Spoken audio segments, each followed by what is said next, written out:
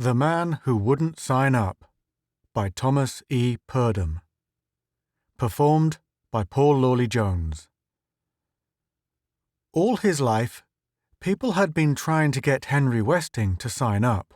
They were all signing up themselves, and they wanted everybody else to sign up too. In college, it had been the fraternities. Mr. Westing hadn't tried to join one. "But you've got to belong to something," they said. "Everybody does." "I don't." "Sure you do. You're just being rebellious." "Perhaps."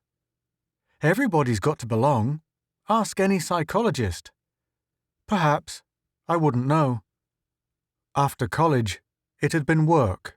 He had lost 3 jobs in a row for the same reason. "We're sorry, Mr. Westing, but you just don't seem to fit in with the group." "Don't I do my work well?" "Yes, but you don't seem to belong. We like men who consider themselves part of the company, not just people who work here." In the end, he had found a job in a large travel agency in the center of Philadelphia. This is a business in which everyone at least pretends to be cynical about his work, so Westing was able to keep his position no matter how he acted. Of course, by this time, he had learned to keep his mouth shut. All around him, he watched people signing up. "You've got to have something bigger than yourself," they said. "You've got to belong." He watched them do it and went on living his own life. He loved concerts and books and plays. He loved his friends, who were good company and whom he saw often. He loved a couple of girls too, and hoped that someday he would love one well enough to marry her. He lived a very happy life and belonged to nothing. Then one night in January, someone knocked on his door. It was a Saturday, and he was just getting dressed to go to the Academy of Music. He opened the door of his apartment and looked into the hall. There was a young man standing there. He had black-rimmed glasses and a crew cut. He wore a slim, well-tailored suit. "Mr. Westing?" "Yes?" "I'm from the organization. We'd like you to join." "What organization?" "The organization. The organization for people who don't belong to any organization." "I'm afraid I'm not interested." "But you must be. It says here that you don't belong to anything. We're here to give you a chance to belong." "What's the purpose of the organization?" "It gives its members a feeling of belonging to something. Everybody's joining. You don't want to be left out, do you?" "Not if I can help it, but I'm afraid you'll have to try somebody else." "I can't. We never give up." "I see. Good night, young man." He tried to close the door. Before he was quite certain what was happening, the young man had slipped into the apartment. "I'm going to a concert," Mr. Westing said. "They're playing Brahms' First. I've never heard it, and I've been looking forward to hearing it ever since I heard his Second. I'd appreciate it if you left." "But don't you want to belong, Mr. Westing?" "No." "Not to anything?" "No." The young man shook his head. "But most people are glad to join. We offer them what they've been looking for all their lives." "Then go see them." He put on his jacket and adjusted his tie. "Care for a drink?" "I don't drink." "Why not?" "It interferes with my work. We're out to double the size of the organization. I work very hard at it." "Do you? Why?" "It gives me a sense of belonging." Mr. Westing started for the door. "I'm about to leave," he said. "I think it would be best if you left too." The young man sighed. "I can see where you're going to be a difficult case." "Probably. Will you turn the light off, please?" He met his date and immediately put the incident out of his mind. They listened to Brahms First, and it was everything Westing had hoped it would be. Afterwards, when they were sitting in a bar, he told her about the organization. The girl seemed surprised. It was the second time he had taken her out, and she didn't know him very well. "You ought to belong to something," she said. "Why don't you join?" "You mean that?" "Everybody should belong to something. You can't be useless." "I'm not useless. I make my contribution. More than most people, in fact. But you can't just live for yourself. Why not? She struggled. Because you can't, she said. He took her home when the bar closed at midnight. The conversation was one he had engaged in with other girls, but it still depressed him. He hopped the subway and went across the river to Camden, New Jersey, where they are more reasonable about the hours at which bars remain open. The next morning, he had a hangover. He was just pouring some tomato juice when someone knocked at his door. "Just a minute," he said. He opened the door. A man in a tweed suit stood in the hall. He had a relaxed, pleasant face and he smoked a pipe. "Mr. Westing?" "Yes?" "I'm Dr. Cooper. May I come in?" "I didn't ask for a doctor. I could use one, but I haven't called one yet." "Oh? What's your trouble?" "Hangover. I had a rugged night." "Why? What made you do a thing like that?"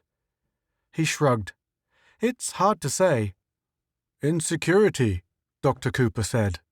"Many people try to evade their insecurities by drinking. Why don't you tell me about it?" He hesitated. "Well," he said, "it's early." Dr. Cooper started forward, and he automatically stepped back to let him in. "Who sent you anyway?" "Didn't they tell you I was coming?" "Didn't who tell me you were coming?" "The organization. I'm their head psychologist." "I should have known." "You sound annoyed." "I'm afraid I don't want to join the organization. Ever." Dr. Cooper lit his pipe. "I think you should," he said. "It would relieve you of your insecurities. You obviously need to belong to something." "Why?"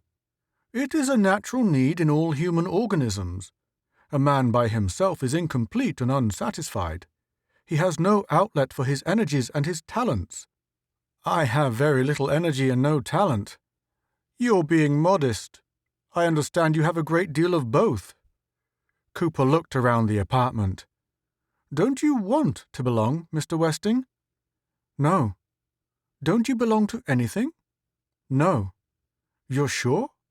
You were a political canvasser in the last election, weren't you?" "Yes, but that was different." "Didn't it give you a sense of belonging?"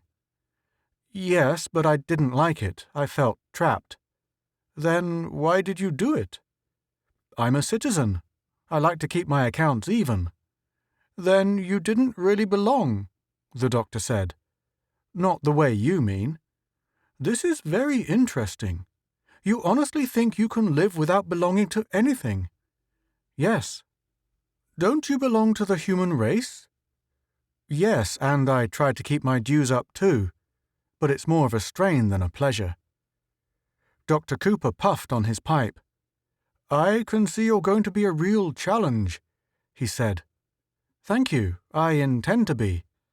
I've got some literature outside. I think you should read it." "You can leave it if you like." "I will."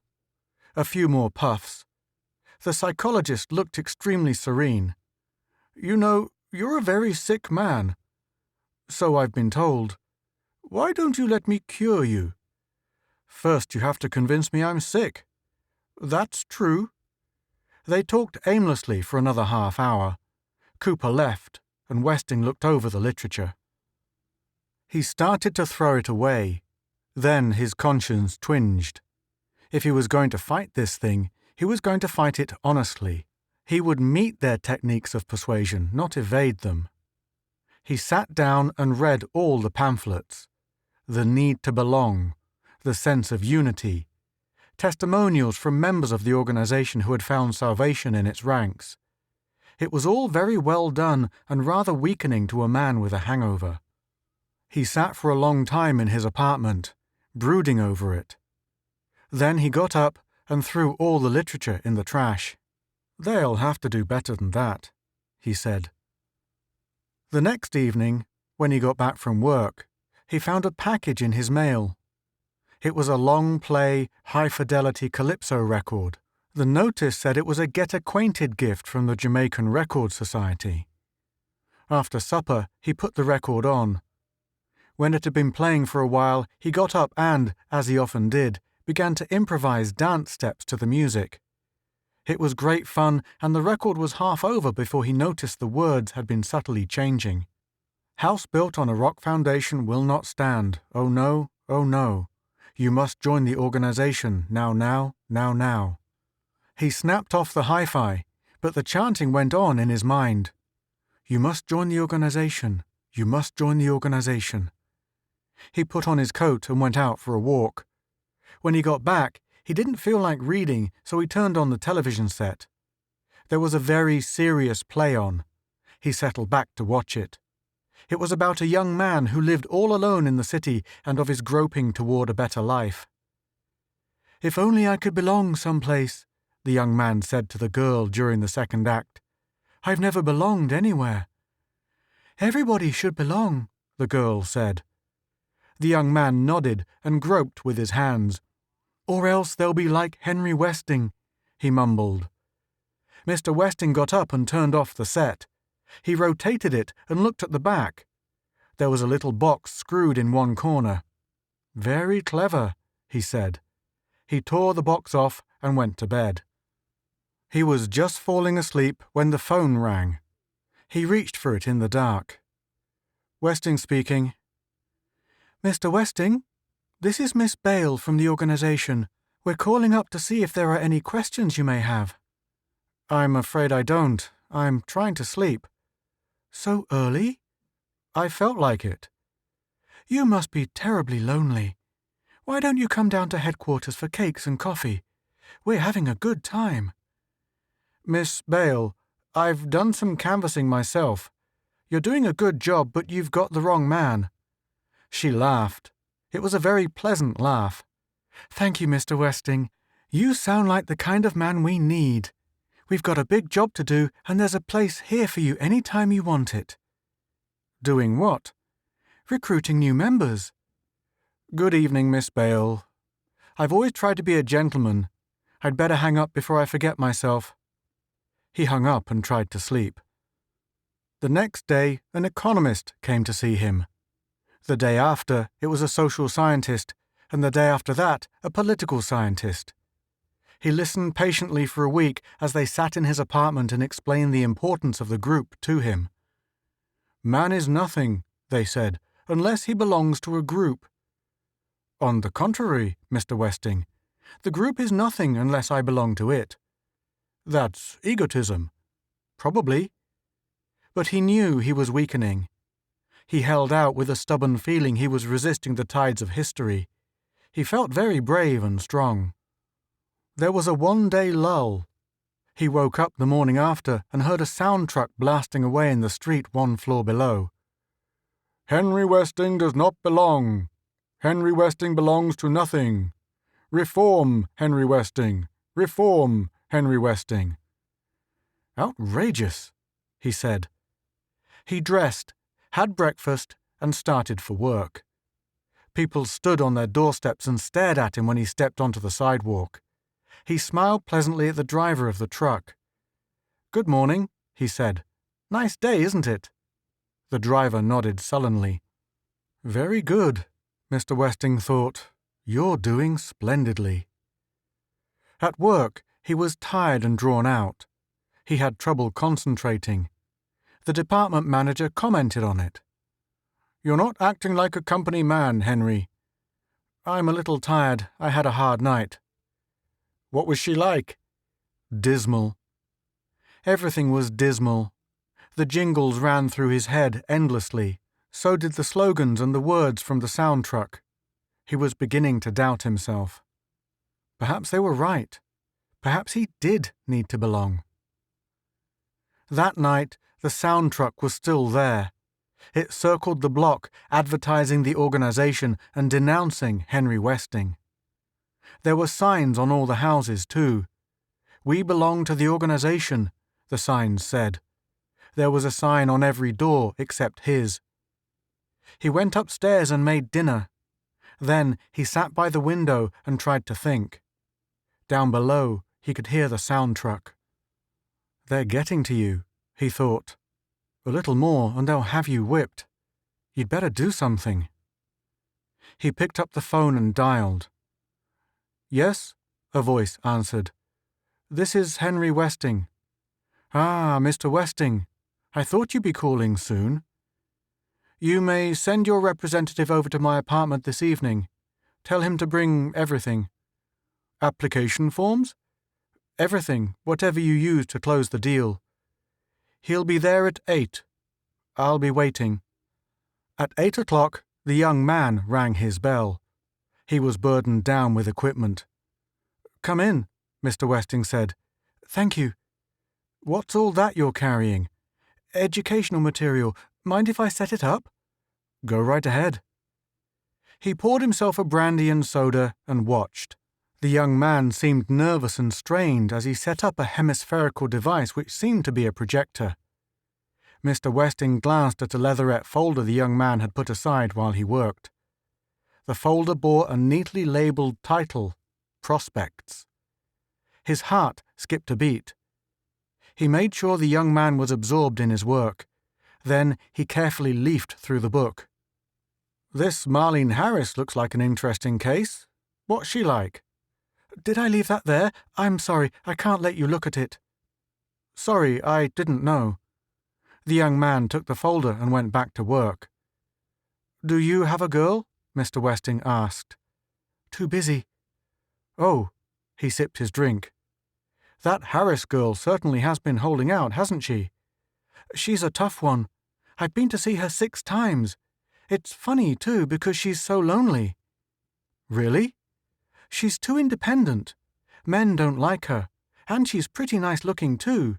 It's a shame she can't act like a woman." "Yes, I guess it is." "There," the young man said. "Now if you'll just sit down there." "Care for a drink?" "I don't drink." "Not even to be sociable?" "Sociable? Perhaps I should at that." Mr. Westing poured another brandy and soda. There was a great deal more brandy than soda. "You work hard, don't you?" "We're in the middle of a big drive now. This is a very important job." The young man took a drink, the kind a man who has always drunk water takes. "Yes, I guess it is rather important. Organizing, getting things done. A very active life." "That's what I like, activity. I like to live, not just sit around." "Very understandable." The young man took another drink. His face underwent a subtle change. "Let me turn the machine on. We'd better get started." "Did you have dinner yet?" "I've been too busy." "Good, good." "Good?" "Good that you work so hard. Shows character." "Thank you. Now, if you'll just sit back there, we'll turn the machine on." The young man seemed to be having trouble focusing his eyes. Westing lit a good cigar and offered his guest one. "To be sociable," he said. "In that case, all right." "You should have another brandy to go with it." He handed him one as he spoke. The young man took it, gulped it down automatically and turned on the machine. Westing pulled on his cigar and settled back into his chair. He made sure there was another drink by the boy's arm. "Do you know anything about drinking?" "Why, no, I don't." "Three's the custom. 3 drinks and you're friends. You belong." "Then I guess I better." The room turned dark. Stars covered the walls. The young man took another swallow. "To what do you belong?" a deep voice said. "Of what are you a part? In all this vast universe, you alone are nothing. You alone have no meaning. But you as part of something bigger." A sunrise crept along the walls. The colouring was very good, and Mr. Westing enjoyed it immensely. Next to him, he heard a low sound. The young man was singing. "It's nice to watch the room spin, isn't it?" Mr. Westing asked. "I was just thinking that. It's beautiful." "I know. Excuse me a minute." He got up and took the phone into the next room. As soon as he was out of earshot, he dialed the number he had memorized earlier. The phone buzzed a few times. "Hello," a woman answered. "Is this Miss Marlene Harris?" "Yes. Who is this? My name is Henry Westing. There's a man here trying to get me to join the organization, and I saw your name and your picture in his prospects book. Oh, are they after you too? They've been after me for a long time. Your picture looks very attractive, Miss Harris. Thank you. Do you like music? Yes, I do. A few minutes later, he tiptoed into the living room. The film was still playing, the persuasive voice still speaking. Now it was martial music, and there were flags all over, waving, inspiring. It takes two, Westing thought. Alone they were getting me, but the two of us together will be stronger. He bent over the couch. The boy was asleep and dreaming. His face looked peaceful. Mr. Westing turned on a record. It was an unexpurgated reading of The Arabian Nights. He placed the speaker close to the boy's ear. Then he got dressed and went out to meet Marlene. He had beaten them once again. Maybe they'd get him someday, but way down deep, he didn't believe it.